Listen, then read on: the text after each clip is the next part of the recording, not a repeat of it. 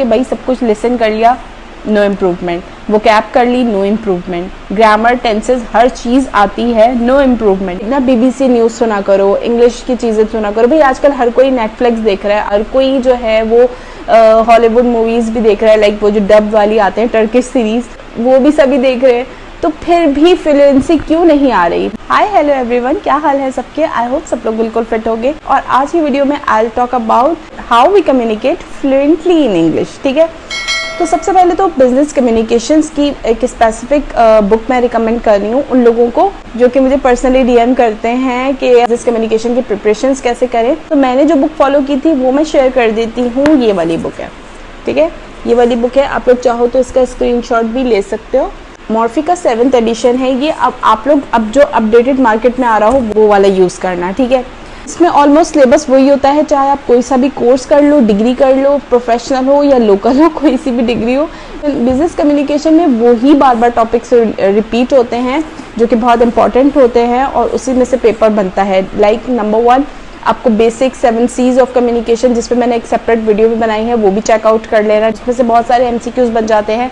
Number 2 report writing, ठीक है। Report writing आनी चाहिए आप लोगों को। रिपोर्ट राइटिंग का जो चैप्टर है इसमें आई थिंक डिस्क्रिप्टिव भी होगा। उसमें आपकी फॉर्मल रिपोर्ट राइटिंग, प्रपोजल्स हो गए, मेमोज हो गए, जॉब एप्लीकेशन हो गई, रेज्यूम हो गई, ठीक है। तो ये तमाम बेसिक टॉपिक्स हैं, इसको बस आप लोगों ने कवर करना है, ठीक। मैं हमेशा कहती हूँ बिजनेस कम्युनिकेशन के लिए एक एक लाइन बुक को रीड करना, थ्योरी पढ़ना इट्स नॉट वर्थ इट। कि आप लोगों ने जो प्रिपरेशन करनी है तो जस्ट हाईलाइट करो थ्योरी को और पढ़ते चले जाओ, ठीक है।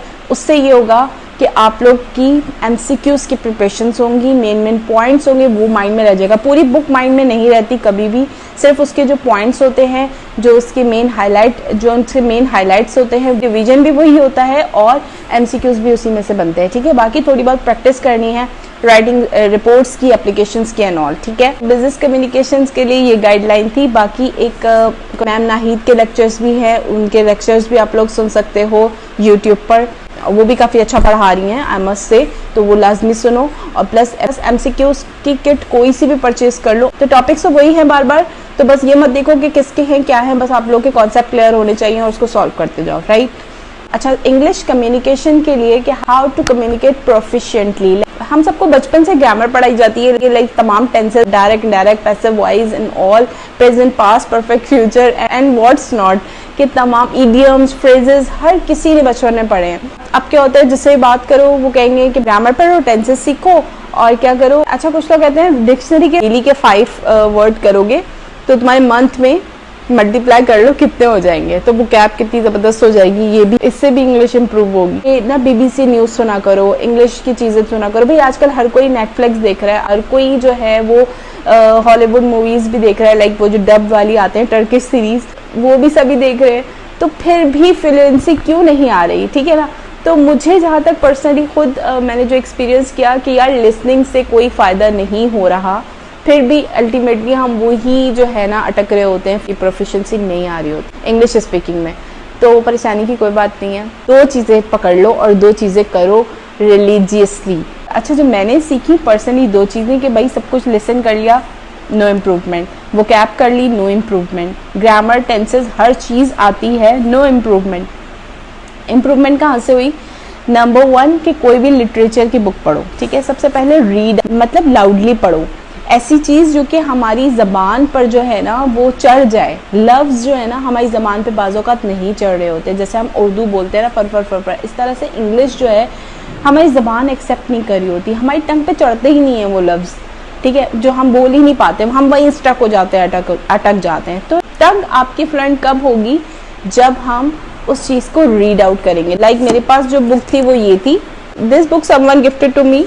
तो लिटरेचर की कोई भी बुक ले लो, I started reading it loudly, कि मैंने इसे लाउड पढ़ा, ठीक है। लाउड पढ़ने से ये हुआ कि मेरी टंग पे ना वो वर्ड्स आते गए, ठीक है। हमारी टंग जो है ना वो यूज्ड टू हो जाएगी, लाइक हमें बोलना आना शुरू होगा। वर्ड्स से हम फैमिलियर तो हैं, बट लफ्ज हमारी जबान तक क्यों नहीं आ रहे, जबान से अदा क्यों नहीं हो रहे? क्योंकि हम तो लाए नहीं ना उसको जबान पे। हम क्या करते हैं, सिर्फ सोचते हैं और देखते हैं। अगर हम नेटफ्लिक्स की कोई सीरीज भी देखें, हम सिर्फ उनको सुन रहे होते हैं, सोच रहे होते हैं। जब किसी से बोलना भी चाहते हैं तो सोचते बहुत हैं कि यार मैं ऐसा बोलूँ या नहीं बोलूँ। अच्छा, सोचते क्यों है? क्योंकि वो लफ्ज़ हमारी ज़बान पे नहीं आते। आउट रीडिंग से ज़बान पे वर्ड्स आएंगे। नंबर 1, कोई भी ऐसे सेंटेंसेस, कोई भी ऐसा सीन, लाइक कोई भी ऐसी बुक, ऑक्सफोर्ड की आती हैं बुक्स इस तरह की कि जिसमें कोई ना कोई सिनेरियो हुआ होता है, लाइक दो बंदों के दरमियान जो सिनेरियो होता है, शॉपकीपर और कस्टमर के बिटवीन कोई टॉक्स हैं, ठीक है, या फिर talks between 2 person random in the hospital and random in the shopping mall,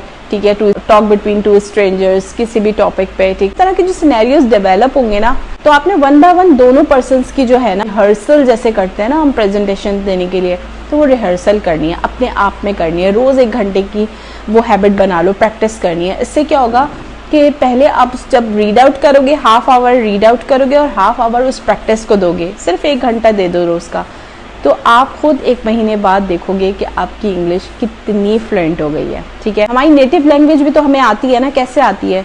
हम अगर सिर्फ देखते ही रहते अपने पेरेंट्स को, चाइल्डहुड में हम सिर्फ अपने पेरेंट्स को या बड़े जो बहन भाई होते हैं, सिबलिंग होते हैं, उन्हीं को देखते हैं ना, उन्हीं को देख के सीखते हैं। और अगर हम उसकी प्रैक्टिस ना करें तो हम आज ये लैंग्वेज भी नहीं बोल पा रहे होते। ये लैंग्वेज भी इसीलिए हमें आती है क्योंकि we started to practice it. तो भूल जाओ कोई ग्रामर्स, कोई वोकैब्स, कोई टेंसेस ने सबसे बड़ा जो है ना वो डिजास्टर कर दिया है। टेंसेस इंपॉर्टेंट होते हैं बट इनिशियल स्टेज पे, एज लॉन्ग एज आप उसकी प्रैक्टिस नहीं करते हो, टेंसेस को इज एम आर, ठीक है, इंपॉर्टेंट होता है, but practice is the most important की, that plays a vital role. तो practice make a man perfect, ठीक है। तो प्रैक्टिस जब हम करते हैं ना किसी भी चीज़ की, आप उस सिनेरियो को कभी रिहर्सल्स की तरह करो, कभी उस सिनेरियो को आप वाइस वर्सा एक्ट करो, ठीक है। जब आप एक्ट करोगे, रिहर्सल करोगे, तो आप उस चीज़ का यूज टू होते जाओगे, राइट। मैं लाइफ में कभी भी इंटरव्यू के लिए गई, ठीक है, प्रेजेंटेशन के लिए गई, हमेशा क्या किया मैंने, शीशे के आगे परफॉर्म किया। शीशे के आगे परफॉर्म करने से कॉन्फिडेंस बिल्डअप होता है, कॉन्फिडेंस तो लाजमी बिल्डअप होगा।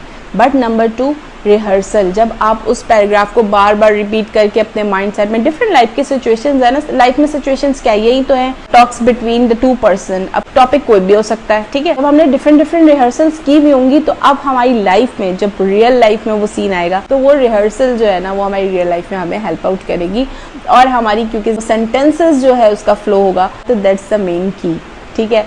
तो आप प्रैक्टिस करो, जितना ज़्यादा अच्छी प्रैक्टिस होगी, जितना ज़्यादा हम ज़्यादा से ज़्यादा सीन्स की प्रैक्टिस करेंगे, रोज़ का 1 घंटा बना लो।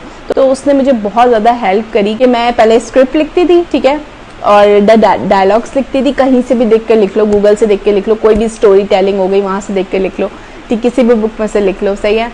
2 पर्सन्स के बीच में जो भी स्टोरी है, ठीक है, इसके बाद आप 1 बाय 1 रिहर्सल करो, उसकी प्रैक्टिस करो, ठीक है, और 1 घंटा डेली अपने आप को दो, और 30 डेज बाद मुझे बताना कि क्या रिजल्ट रहा। यू विल डेफिनेटली, आप खुद शॉक हो जाओगे।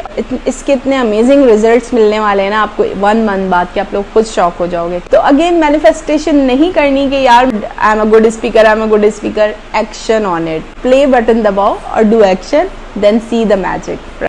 Till the next one, take care, bye bye.